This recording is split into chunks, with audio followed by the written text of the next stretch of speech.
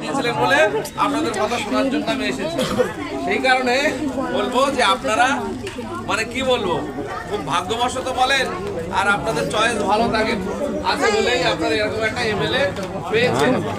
আগামী দিনে যাতে উনি আপনাদের সুখ দুঃখে থাকতে পারেন সেই চিন্তা আপনাদের কিন্তু রাখতে হবে বা করতে হবে। উনি যদি নাও চায়, আমরা চাইবো ভাঙড়ের মানুষ জোর করে ওনাকে ভাঙড়ের বিধানসভায় যাতে উনি আবার ভোটে দাঁড়ায় এবং আমাদের সুখ দুঃখের সাথী হয়, সেই আবেদন আমরা ওনার কাছে রাখবো। কি রাখবো তো নাকি? আগামী দিনে এমএলএ হোক আপনারা চান তো? এই মুহূর্তে দেখতে পাচ্ছেন যে প্রচুর মহিলাদের সাড়া, নওশাদের জনসংযোগে একেবারে প্রচুর পরিমাণে মহিলাদের সাড়া। সেই ছবি দেখুন দর্শক সবার আগে। বলবেন ঠিক আছে?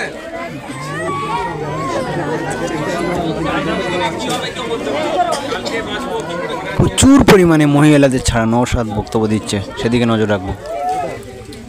আমার এখন যেটা কর্তব্য সেটাই পালন করতে হবে। আমার কর্তব্য হচ্ছে আপনাদের সমস্যার কথা যেখানে রাজ্যের আইন তৈরি হয় সেখানে পৌঁছানো। আপনাদের আমাদের ভাঙড়ের মানুষের যে সমস্যাগুলো আপনি মাঝে মধ্যে আসি শুনি সেগুলো দেখি। আবার 10 তারিখ থেকে বাজেট সেশন শুরু হচ্ছে, সেখানে আইন তৈরি হয়। সেই জন্য আপনাদের কাছে ছুটে এসেছি। আপনাদের কিছু বক্তব্য যদি থাকে আপনার কথাটা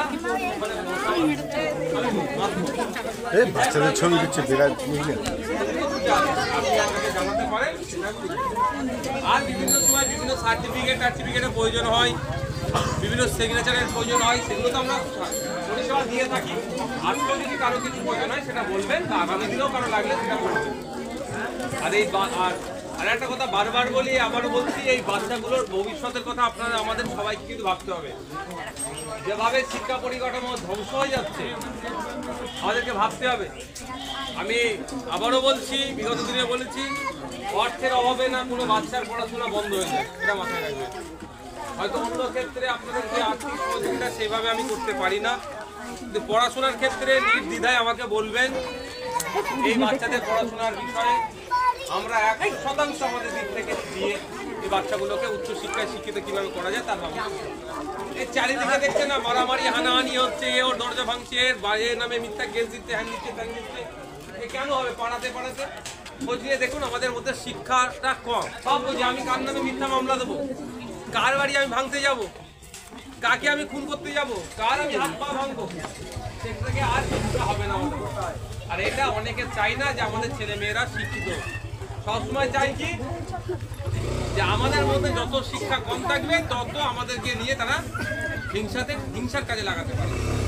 তাই অনুরোধ আপনাদের কাছে, বিভিন্ন জায়গায় বলি, আজকেও বলি, দলিত আদিবাসী মুসলমান যারা পিছড়ে বর্গের আছে তাদের প্রত্যেকের কাছে আমি বলি যে ছেলে মেয়েগুলোকে উচ্চশিক্ষায় শিক্ষিত করতে হবে। আমি ভাঙড় বিধানসভার বিধায়ক, আপনাদের ভোটে নির্বাচিত আমি বিধায়ক। আমার একটা দায়িত্ব থেকে থাকে আপনাদের পাশে থাকা। আমি চেষ্টা করি আমার সাধ্যমতো আপনাদের পাশে থাকা।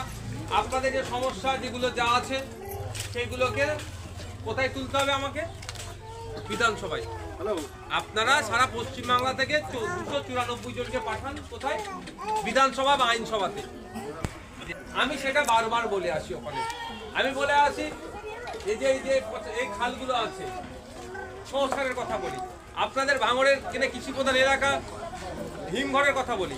এখানে শিক্ষা ব্যবস্থা তলানিতে চলে গিয়েছে। যে পরিমাণে ছেলে মেয়েরা আছে শিক্ষা ব্যবস্থা সেই অর্থাৎ স্কুল সেইভাবে নাই, স্কুল থাকলে শিক্ষক নাই। এই সমস্ত দুরবস্থার কথা বারবার তুলে ধরি আর বারবার তুলে ধরবো, এটা আমার দায়িত্ব। এবার আমাকে আরো কিছু যদি আপনারা জানান, যেমন আমাকে প্রথম বছরে আপনারা জানিয়েছিলেন কি এখানে বিধবা ভাতা, বার্ধক্য ভাতা সবাই পাচ্ছিল না। ওটা জানার পরে আমি কনসার্ন ডিপার্টমেন্টাল মিনিস্টারকে জানিয়েছিলাম। তারপর আপনারা লক্ষ্য করবেন তারপরে পরেই বিধবা ভাতা, বার্ধক্য ভাতা প্রায় কয়েক লক্ষ গুণ বৃদ্ধি পেয়েছে। আপনারা যদি মনে করেন আপনাদের এখানে প্রকৃত যারা বিধবা মা আছে বিধবা ভাতা পাচ্ছে না, বা বার্ধক্যে উপনীত হয়েছে বার্ধক্য ভাতা পাচ্ছে না, সেটা আমাদেরকে জানাবেন। ফর্ম ফিল আপ করে আমরা জমা দেবো ভিডিওতে। তারপরেও যদি মনে হয় যে পাচ্ছেন না, ওর কপি আমাদেরকে দেবেন। আমি নিজে আপনাদের বিধায়ক হিসাবে কনসার্ন ডিপার্টমেন্টাল মিনিস্টারের সাথে যিনি মন্ত্রী আছেন, মহাশয় একজন মহিলা আছেন, ডক্টর শশী পাজা ম্যাম আছেন, তার সাথে কথা বলে যাতে তার বিধবা ভাতা বা বিভিন্ন যেগুলো আছে সেগুলো যাতে দ্রুত পাই তার ব্যবস্থা করব। এটা আমার দায়িত্ব।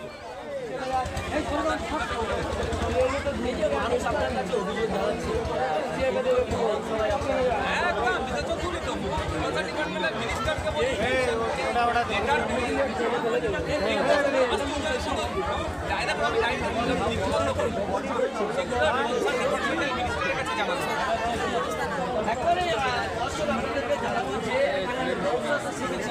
না বাইট পরে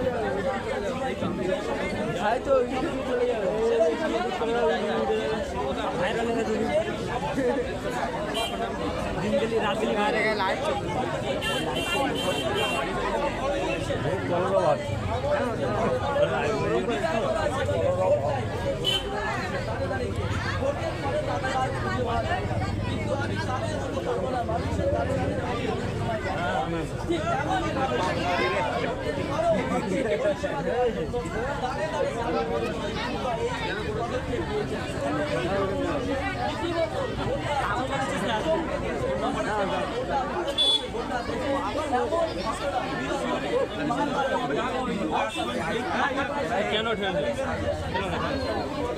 হাত দিয়ে জায়গা চলে যাচ্ছে যাবি তো মোবাইলে হ্যাঁ যাবি তো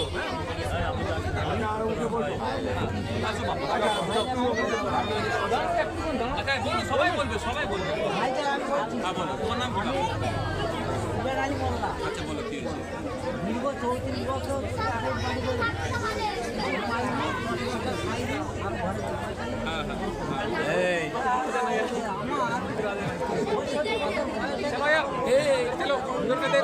निकलो निकलो निकलो आउटसाइड চলে যাবেন তো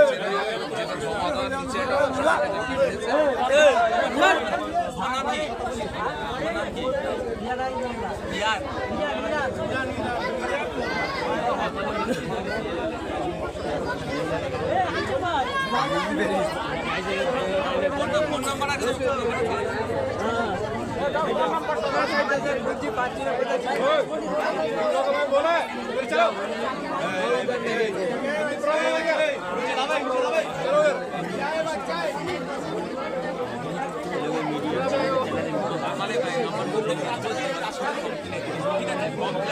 এবার ফর্ম ফিল আপ করে রিসিপ্টটা আমাদের লাগবে ঠিক আছে এবার ফিল আপ করতে হবে সম্পূর্ণভাবে ফিল আপ করে জমা দেওয়ার পরে রিসিপ্টটা নিলে নিয়ে আমি নিজে বসে দেবো